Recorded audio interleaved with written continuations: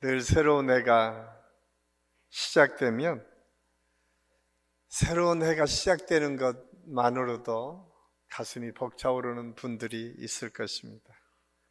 지나간 한 해를 돌아보면서 아쉬움과 후회도 있지만 어떻든 새로운 해에 무언가를 결심하고 또 비전을 향해 나아갈 수 있다라고 하는 것이 축복이고 은혜입니다.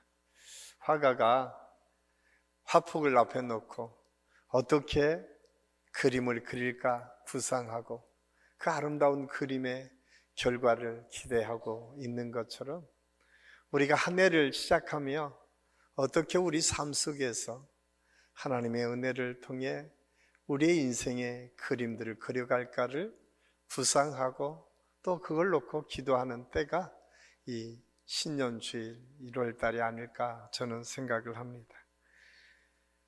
그럼에도 불구하고 우리가 맞이하는 우리나라 현실은 불안하고 불편한 마음을 가지고 시작하고 있습니다. 누가 누구의 잘못을 따지기 전에 우리가 좀 조심스럽게 생각하는 것은 독선과 허위의식을 우리가 갖게 되면 우리의 마음이 참 많이 피폐해지겠구나라는 생각을 하게 됩니다. 독선, 혹시 우리 안에 그런 마음이 있지 않은지 한번 보십시오. 허위의식, 남에게 보여지고 내가 생각하는 것만이 옳다라고 하는 주장을 할 때 우리도 모르는 사이에 내 삶이 망가지기도 할 뿐만 아니라 그 주변의 사람들에게 더 많은 어려움을 끼친다는 사실을 우리가 부정하기 어렵습니다. 제가 한 해를 시작하면서 말씀을 준비하기 위해서 컴퓨터를 켰는데 그 컴퓨터를 키자마자 이런 게 팝업창이 딱 뜨더라고요. 운수 대통. 그런데 사실은 예전에도 있었던 것 같아요. 그런데 그게 특별히 제 마음에 참 많이 불편했어요. 아니, 언제부터 우리나라가 이렇게 그런 것들이 아무렇지도 않게 여겨지는 나라가 됐을까라고 하는 답답함이 저에게 있었습니다. 더 큰 아픔이 저에게 있는 것은 가끔 저도 이 시대를 읽기 위해서 요즘 젊은이들이 가장 많이 들어간다는 유튜브에 들어가면 그 유튜브에서 이 나라의 기독교 지도자라고 하시는 자칭 몇 분들 중에 유튜버를 막 이렇게 하시는 분들을 종종 봐요.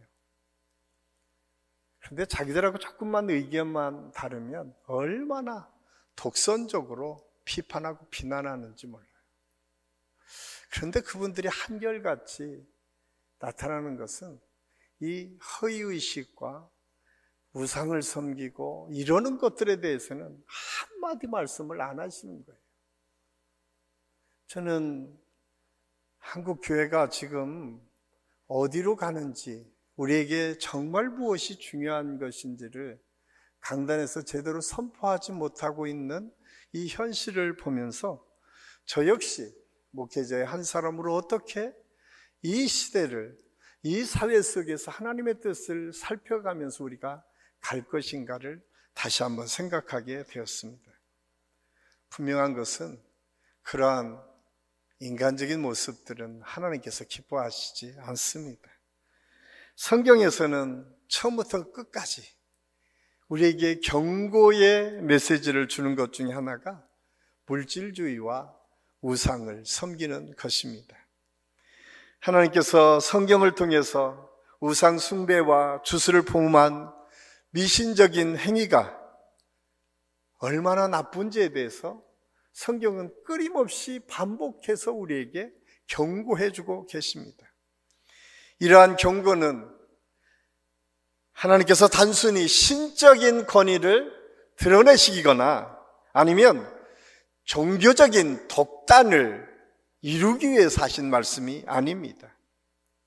사실 성경을 우리가 자세히 읽어보면 인간을 보호하고 영적으로 올바른 길을 인도하시기 위한 하나님의 사랑과 배려인 것을 알 수가 있습니다. 우리가 잘 아는 출애굽기 20장에 보면 하나님께서 이스라엘 백성들이 광야 생활을 시작할 때 가장 먼저 십계명을 주셨는데 그 첫 계명이 나 외에 다른 신을 너희 마음에 두지 말지니라 라고 말씀하고 있어요. 너희 마음속에 하나님 외에 의지하고 믿는 것이 있어서는 안 되겠다라고 말씀하고 있어요. 하나님께서 왜 이렇게 우상이나 주술에 대해서 경고해 주시냐면 그 우상이나 주술은 아무런 능력도 없으면서 사람들에게 거짓된 희망이나 잘못된 두려움을 심어줍니다. 그렇기 때문에 하나님께서는 이 잘못된 것에 빠져서 현혹하는 이스라엘 백성들에게 끊임없이 그것이 얼마나 아픔과 어려움을 너에게 줄 수 있는지에 대해서 말씀하고 있어요. 여러분 자세히 살펴보면 이 우상이나 주술은 무엇에 기반합니까? 두 가지예요. 하나는 두려움이에요. 야, 너 이거 잘 믿지 않으면 안 될 거야. 이 우상을 섬겨야만 복돼. 아니, 이것이 액땜을 해줄 거야. 철저하게 두려움을 심어줘요.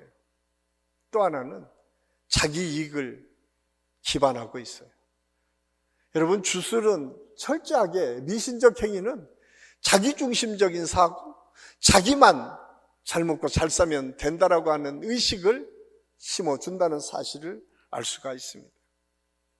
그런데 문제는 이 주술이, 이 우상을 섬기는 것이 그냥 나 하나 문제만 되면 그냥 끝나는 것이 아니라 그 공동체를 병들게 하는 데에 문제가 있습니다.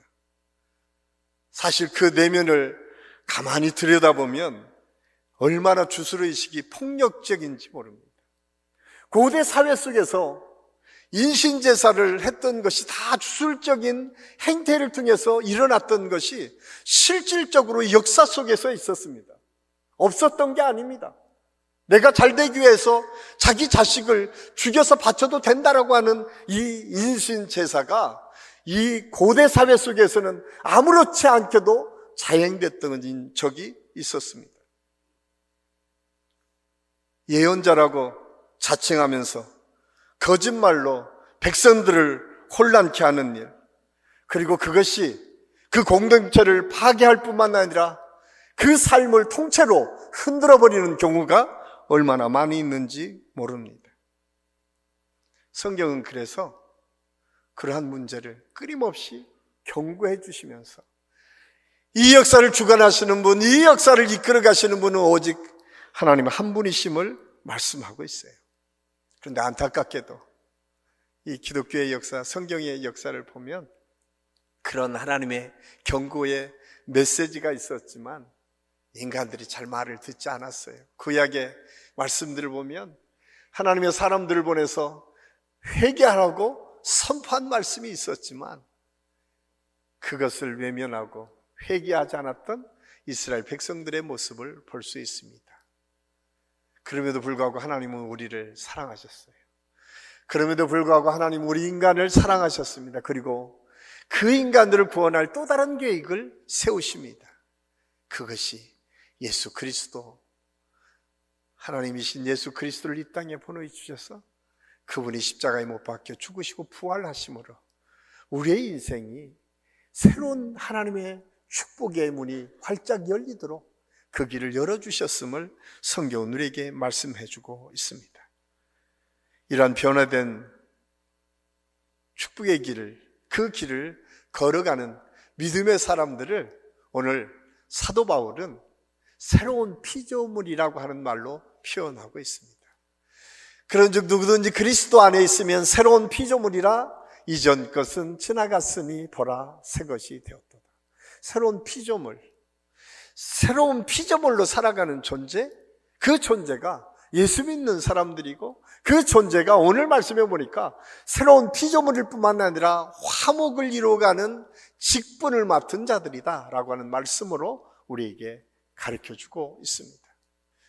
저는 2025년을 새롭게 시작하면서 우리 교회의 표어를 복음으로 세상과 세대를 잇는 교회라고 정했습니다. 저는 우리 한식교회 모든 성도들이 올 한 해를 살아가며 저는 이 믿음의 고백이 저와 여러분의 고백이 될 수 있기를 간절히 소원합니다. 세상과 세대를 잇는 교회, 그것이 복음으로 가능한데 그 복음의 역사를 이루어갈 때에 우리는 우리 교회뿐만 아니라 세상에 하나님의 영광을 드러낼 수 있는 믿음의 삶을 살 수 있다고 말씀하고 있습니다. 그렇다면 이러한 복음으로 세상과 세대를 잇는 교회는 어떤 교회인가? 새로운 피조물의 정체성이 분명한 교회인 것을 알 수가 있습니다. 오늘 17절 말씀해 보면 그런즉 누구든지 그리스도 안에 있으면 새로운 피조물이라 이전 것은 지나갔으니 보라 새 것이 되었도다 말씀하고 있습니다. 이 말씀은 새해를 맞는 것과 새로운 피조물이 되는 것의 차이에 대해서 아주 분명하게 말씀해 주고 있어요. 우리가 일반적으로 새해를 시작하면 많은 분들이 뭔가 새로운 해에 결단을 하기 시작해요. 어떤 분들은 새해에는 내가 술 마시는 걸 좀 덜 마셔야겠다. 담배 피시는 분들은 금연해야겠다. 또 건강이 필요한 분들은 새해에는 건강을 더 열심히 해야겠다. 공부하는 학생들은 내가 시간을 정해놓고 공부해야겠다. 어떤 분들은 신앙생활을 위해서 내가 매일 새벽 기도회를 꼭 참석하겠다. 내가 주일 예배를 열심히 참석하겠다. 이런 결단들을 하게 됩니다. 그런데 작심 3일이라고 얼마 지나지 않으면 그 결단이 제대로 이루어지지 않는 것들을 우리가 경험하게 됩니다. 그런데 이렇게 새로운 결단으로 시작하는 것과 새로운 피조물은 뭔가 결이 본질적으로 다르다는 사실을 알 수가 있습니다. 오늘 사도 바울은 그래서 우리가 새로운 피조물로 변화되고 태어난다라고 하는 것은 그냥 내가 결단해서 되는 문제가 아니라 오늘 말씀해 보니까 내가 그리스도 안에 있을 때에 그런 변화를 경험할 수 있음을 말씀하고 있습니다. 과거 죄의 굴레의 상처에 벗어나서 예수 그리스도의 십자가의 보혈에 씻음받고 새로운 삶을 추구할 수 있는 것, 이것은 그냥 내가 결단해서 이루어지는 것이 아니라 하나님의 전적인 은혜 속에서 이루어지는 행위인 것을 알 수가 있습니다. 새로운 피조물이 얼마나 대단한 변화의 역사인가? 제가 이렇게 자료를 찾다 보니까 애벌레가 나비가 되는 것과 같다라고 하는 표현이 있더라고요. 참 맞는 표현인 것 같아요. 애벌레는 뭐예요? 땅에 기어다니면서 겨우겨우 그 주변을 먹이를 찾고 가는 그 애벌레의 삶. 그런데 나비는 헐헐 날아서 아름다운 꽃들 그리고 그 꿀을 빨아먹고 사는 인생. 이렇게 차원이 다른 변화를 의미하는 것이 새로운 피조물의 변화라고 하는 사실을 알 수가 있습니다. 이런 존재의 변화는 단지 나는 새 사람이 되었으니 과거 죄를 생각할 필요가 없고 더 이상 죄짓지 않으면 된다라고 하는 정도의 단편적인 생각에 머물러서는 안 된다는 사실을 오늘 성경이 말씀해 주고 있어요. 그 이유로 사도 바울이 그 새로운 피조물에게 보여준 하나님의 나라 축복은 뭐냐? 새로운 가치, 새로운 변화를 경험하는 것을 말씀하고 있어요.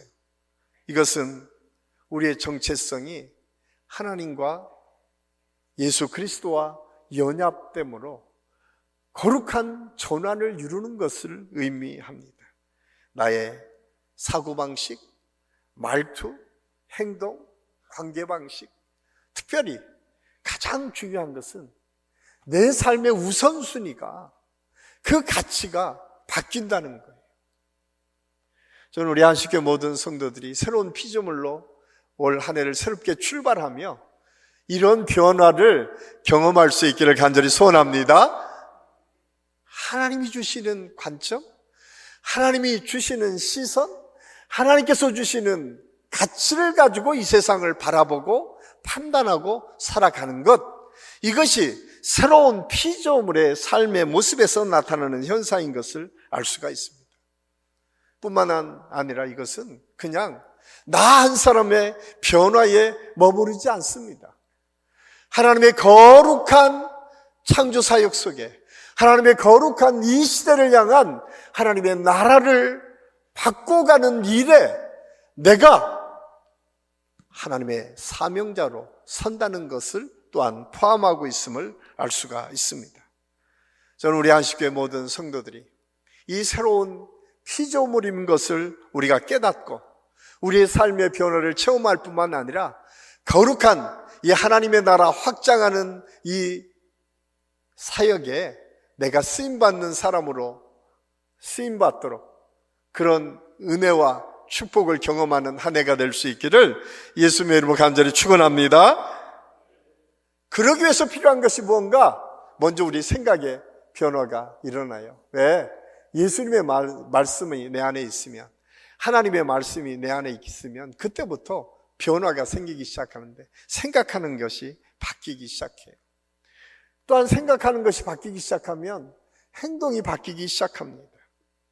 다른 사람을 섬기고 용서하면서 세상 속에서 그리스도의 향기를 전하는 삶으로 바뀌어지기 시작합니다. 뿐만 아니라 하나님께서 주시는 은혜를 통해서 관계가 하나하나 바뀌어지기 시작합니다. 사실은 나만을 생각했던 사람들이 이제 시선이 조금씩 바뀌어서 나 외에 다른 사람이 생각되는 거예요.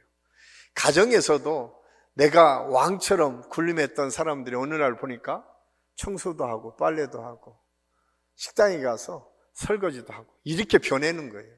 그냥 내가 생각으로 또한 내 마음으로만 멈춰지는 것이 아니라 행동으로 변화되는 데까지가 새로운 피조물로 변화되는 것임을 우리가 알아야 됩니다. 저는 우리 한식교회 모든 성도들에게 이런 변화의 역사가 있기를 간절히 소원합니다. 우리 남자들은 왜 이렇게 아멘들을 안 하시나요? 꼭 기억하십시오.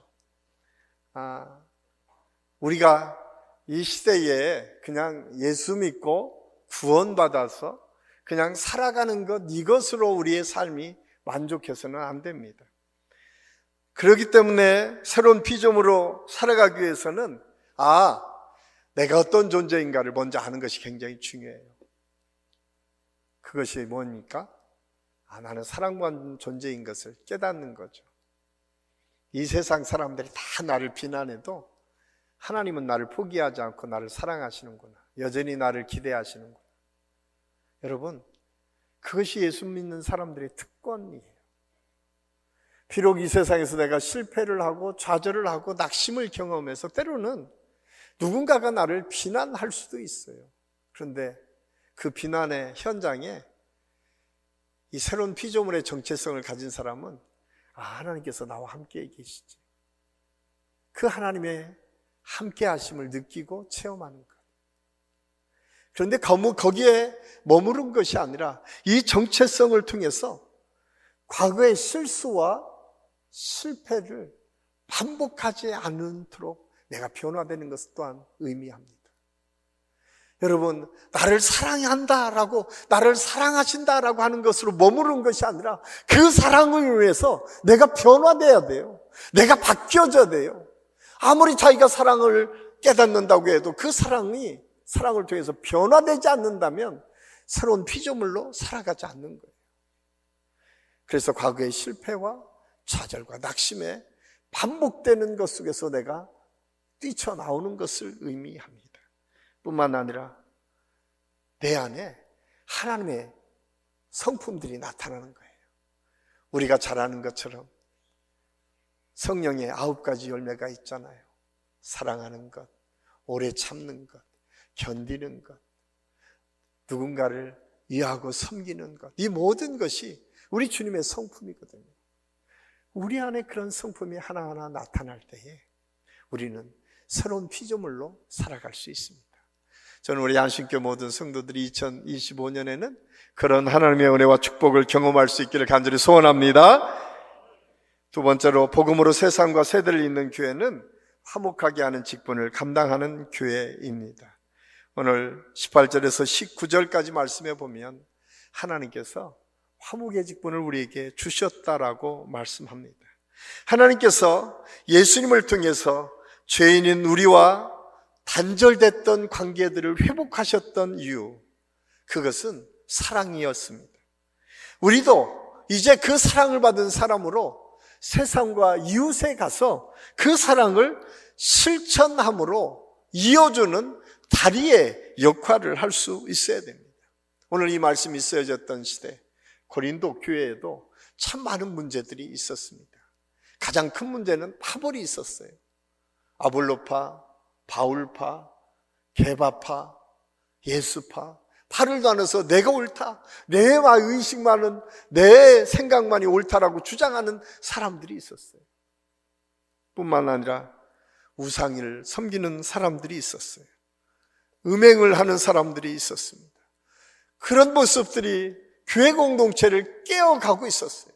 그때 사도 바울이 안타까운 심정으로 그 모든 것을 해결할 수 있는 게 복음인데, 복음으로 너희가 화목의 직분을 감당할 때 그런 일들이 해결될 수 있다고 하는 사실을 말씀해주고 있습니다. 이 모델은 가장 먼저 예수님을 통해서 보여졌습니다. 우리가 잘 아는 것처럼 요한복음 4장에 보면 수가성의 여인을 찾아가시는 예수님이 그려지고 있습니다. 그 당시에 이 사마리아 지역은 타부시됐던 지역이었습니다. 이방 사람들, 특히 바벨론의 정책에 의해서 혼혈족이 살았던 곳이 사마리아였습니다. 그래서 이스라엘 백성들은 그 사람들을 사람 취급하지 않았어요. 그런데 예수님께서 거기를 찾아가십니다.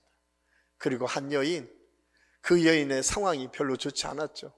남편이 5이나 있었고 실패에 실패를 거듭했기 때문에 사람 만나는 것도 꺼려했던 그 여인을 찾아가서 말을 걸어주고 그에게 생명의 은혜를 부어주십니다. 그리고 그 인생이 바뀌어지는 것을 경험하게 됩니다. 누가복음 19장에 보면 세리장 삭개오를 찾아가시는 예수님이 보입니다.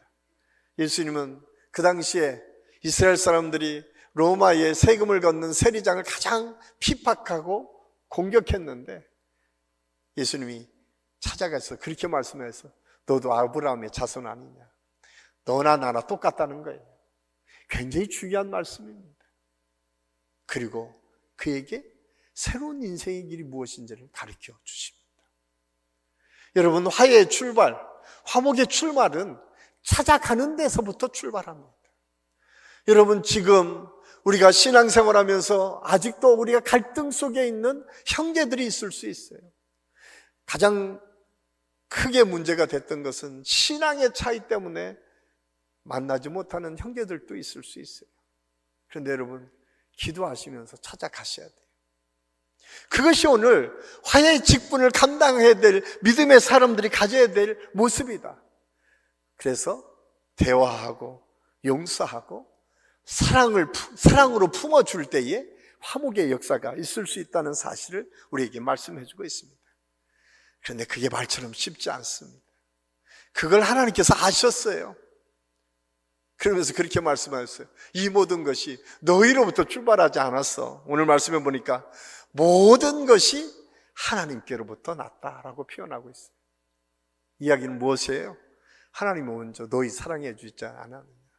예수님께서 먼저 너희를 찾아가 주시고 너희 사랑할 것이 하나도 없는 심판마다 마땅한 너희를 하나님께서 품어주시지 않았느냐. 그것이 오늘 화목의 출발의 시점인 것을 오늘 성경들에게 말씀해 주고 있습니다. 그렇기 때문에 화목의 복음은 하나님이 우리를 용서하시고 받아주신 것처럼 우리가 세상 속에서 용서와 사랑을 실천함으로 나타날 수 있다는 사실을 말씀해주고 있습니다. 한국 사회가 지금 이념에 의해서 갈려지고 있어요. 여전히 이념 때문에 힘들어하는 사회가 됐어요. 심지어는 세대와 세대가 지금 갈등을 일으키고 있어요. 그런데 이 문제는 그냥 사회만 그렇지 않습니다. 교회 안에도 그대로 들어왔어요. 교회 안에도 이념 때문에 서로 불편할 때가 있어요. 세대와 세대 때문에, 그 세대 갈등 때문에 어려움을 당할 때가 참 많이 있습니다. 그런데 이 모든 것 속에서 우리가 새롭게 변화해야 될 게 뭐냐? 우리가 먼저 바뀔 수 있어야 돼요. 그러기 위해서 우리에게 필요한 것, 가장 먼저는 그것을 직면하는 지혜가 우리에게 있어야 돼요. 직면한다라고 하는 것은 도피하지 않고 피하지 않는다는 거예요. 많은 사람들이 직면하자고 하면 맞서서 싸우자라고 하는 이야기를 생각하는데 그렇지 않아요. 직면하는 전제는 찾아가고 그들을 공감하고 받아들인다는 것이 그 속에 담겨져 있어요. 지금은 그게 많이 없어졌는데 한때 우리나라 이렇게 레스토랑을 가면 이 줌을 받는 사람들이 무릎을 꿇고 받는 경우가 종종 있었어요. 그 이유가 뭐예요? 눈높이를 맞춰주기 위해서. 그냥 서서 주문 받는 것보다는 내가 아래에서 주문을 받겠다라고 하는 의미가 있었어요. 그 의미가 어디서 나오는지 아세요?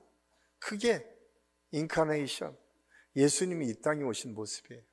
여러분, 예수님이 하늘 보좌를 버리시고 이 땅에 오셔서 우리와 눈높이를 맞춰주신 거예요. 아니, 우리를 사랑하셔서 우리 주님이 그렇게 하셨는데 우리는 왜 못할까요? 그래서 우리가 피하지 않고 직면한다는 것은 그렇게 눈높이를 맞추면서 다가가는 것을 의미합니다. 그리고 우리가 먼저 용서와 화해를 실천하고 옮겨가는 거예요. 그래서 내가 먼저 찾아갈 뿐만 아니라 내가 먼저 말을 걸어주고 내가 먼저 찾아가는 것을 의미합니다. 뿐만 아니라 화목의 복음, 복음으로 그 사람을 품는 거예요. 그런데 저는 이 모든 것을 통해서 우리가 빠지지 않고 우리 교회가 좀 실천해야 할게요. 이거를 어떻게 먼저 실천할까? 첫 번째, 제가 언젠가도 한번 말씀을 드렸는데 2025년에는 무조건 웃으면서 인사하자. 우리 서로 한번 이렇게 옆에 부시는 한번 보고 웃으면서 좋은 일이 있을 것입니다. 한번 인사하십시오. 다 하시면 웃으면서. 생전 처음 보는 분들이 많이 계실 거예요. 그런데 여러분, 이게 우리의 생각을 바꾸기 시작해요. 우리의 삶의 태도를 바꾸기 시작해요. 저는 우리 교회 안에 여러분 잘 알지 못하는 분이 많이 계세요. 그렇지만 그런 분들도 그냥 웃으면서 인사하기 시작하면 화해가 시작됩니다. 그 사람이 보여지기 시작해요. 여러분, 우리가 같이 신앙생활하면서 우리는 정말 주변 사람을 아무도 무관심하게 지날 때가 얼마나 많이 있는지 몰라요. 화목의 집은 대단한 것부터 시작하는 것이 아니라 웃으면서 인사하는 작은 몸부림부터 시작한다는 사실을 깨닫고 우리 안신교회가 그렇게 변화되는 교회가 될 수 있기를 예수님의 이름으로 간절히 축원합니다. 마지막으로 복음으로 세상과 세대를 잇는 교회는 모든 영역에서 복음의 통로가 되는 교회입니다. 뉴욕의 유니언 신학교의 윤리학 교수인 라인홀드 리버 박사는 그는 이렇게 교회를 표현했습니다. 개인 간 화해에서 나아가 사회 구조와 불의와 갈등도 복음의 힘으로 치유해야 한다. 문화사역으로 아주 유명한 교수입니다. 이분이 이야기하는 것은 세상 안에서 갈등과 분쟁이 있는 곳을 치유하는 화목의 사역자, 그 소명감을 우리 믿음의 사람들이 가져야 된다는 사실을 말씀해주고 있어요. 그러기 위해서 우리 교회가 먼저 마음을 열고 세상을 쫓아가야 돼요.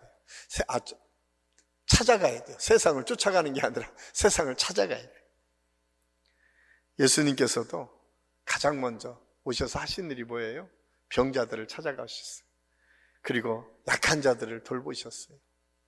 그것 때문에 바리새인들이 얼마나 예수님을 비난하고 비판했는지 몰라요. 그러나 그 속에서 예수님은 빛과 소금의 역할이 무엇인지를 보여주셨어요.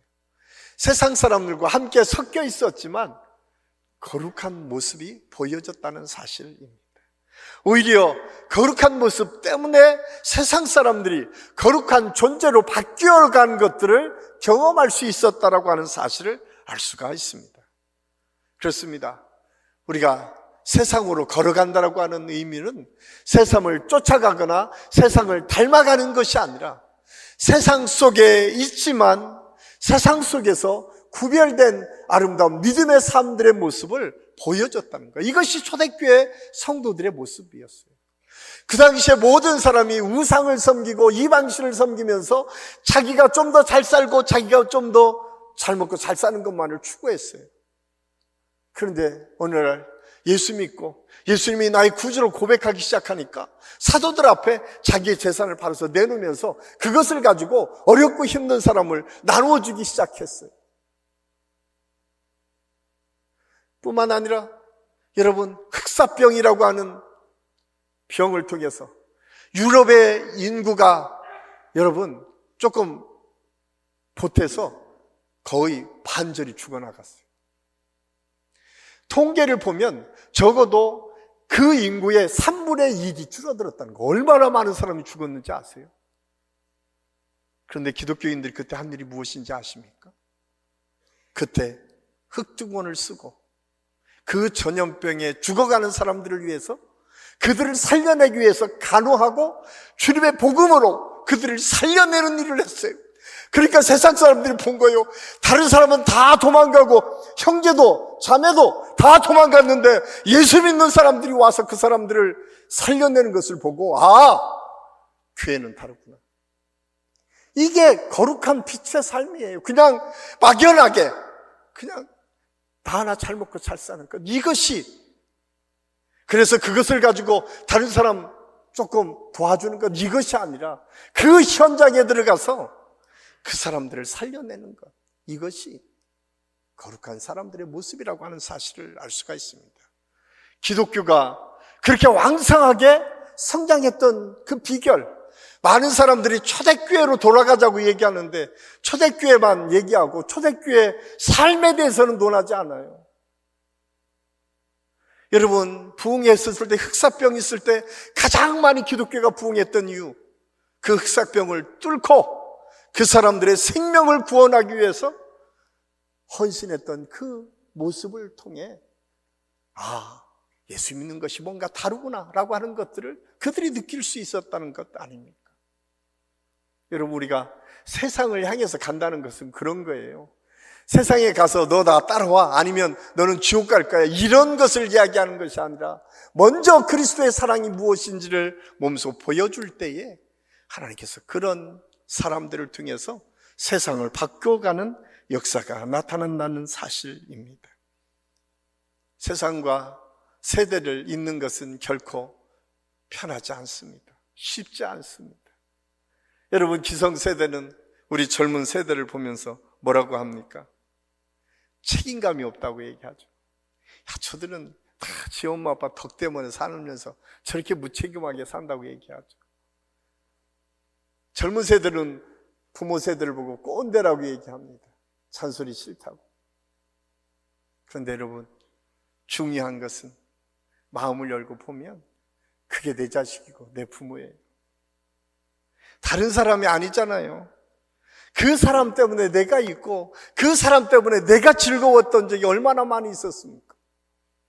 우리는 그거에 대해서는 너무 생각하지 못할 때가 참 많이 있어요. 여러분, 우리 부모님이 없이 우리가 어떻게 있을 수 있겠어요? 우리 자식이 없이 우리가 어떻게 그 기쁨을 나눌 수 있겠어요?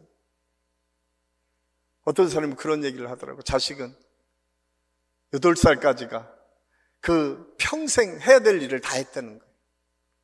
왜? 8살 때까지 그 부모들이 그 자식을 보면서 기뻤다는 거예요. 그것만으로도 그들이 했던 일이 다 했다는 거예요. 우리가 그런 눈으로 자식과 부모를 보기 시작합니다.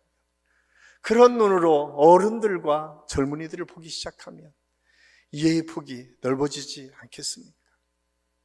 저는 우리 한신교회가 세상과 세대를 잇는 교회가 되기 위해서 필요한 것, 그래서 우리가 세대 통합 예배를 통해서 함께 어우러지는 것들을 경험하게 됩니다. 또한 온 가족 새벽 기도회를 통해서 우리가 매달 첫 주일 토요일 날 6시 30분에 함께 예배를 드려요. 저는 조금 날씨가 좋아지면 아마 탄천 걷기도 하고 탄천 청소도 하고 이 주변에 그리스도의 사랑을 어떻게 우리가 나눌 것인가를 고민하며 하나님의 은혜를 나누려고 지금 고민하고 기도하고 있습니다. 또 하나, 아까 제가 광고 시간에 말씀드렸지만 적어도 우리 교회에 들어와 있는 성도들 가운데 어려움을 당한 사람들이 있으면 우리가 함께 돕고 섬기고 위로해주고 함께 해주는 일들을 감당했으면 좋겠다. 적어도 그래서 항존직을 가진 사람들이 1년에 5번 이상은 어려움에 처했었던 분들을 돌아볼 수 있는 그런 교회로 바뀌어졌으면 좋겠다라고 하는 비전이 있습니다. 여러분, 세상과 세대를 잇는 교회는 멀리 있는 것이 아니에요. 내가 먼저 피조물인 것을 알고, 내가 그런 사랑받은 믿음의 사람이구나 라고 하는 것을 생각하며 내가 할 수 있는 일부터 하나하나 해나가기 시작할 때에 그런 역사가 이루어집니다. 사랑하는 한신교회 성도 여러분, 올 한 해 저는 우리 한신교회 안에서 이런 변화들이 경험될 수 있기를 예수님의 이름으로 간절히 축원합니다. 꼭 기억하십시오. 우리 교회가, 우리 성도들이 속해 있는 가정이 이렇게 화목의 직분을 감당할 때에 이 세상은 지금보다 훨씬 좋아지는 세상으로 바뀔 것이고, 그것을 통해서 하나님의 은혜와 축복이 계속 이어지게 될 줄로 믿습니다. 기도하겠습니다. 아버지 하나님, 은혜를 감사합니다. 오늘 하나님의 말씀을 통해서 우리가 어떻게 이 세상을 살아가야 될지, 2025년을 새롭게 어떻게 계획하고 꿈꿔야 될지를 함께 생각했습니다. 우리 한식의 모든 성도들이 오늘 주신 말씀처럼 내가 새로운 피조물인 것을 깨닫고 나로부터 주님의 사랑을 실천하고 옮길 줄 아는 지혜로운 성도들이 되게 도와주시옵소서. 그래서 우리 한신교회가 이 세상에 빛과 소금의 역할을 감당하고 이 세상과 하나님과의 관계를 회복시켜 나가는 믿음의 공동체로 거듭날 수 있도록 하나님께서 인도하여 주시옵소서. 하나님께서 늘 함께 하실 것을 믿고 감사를 드리오며 예수님의 이름으로 감사드리며 기도하옵나이다. 아멘.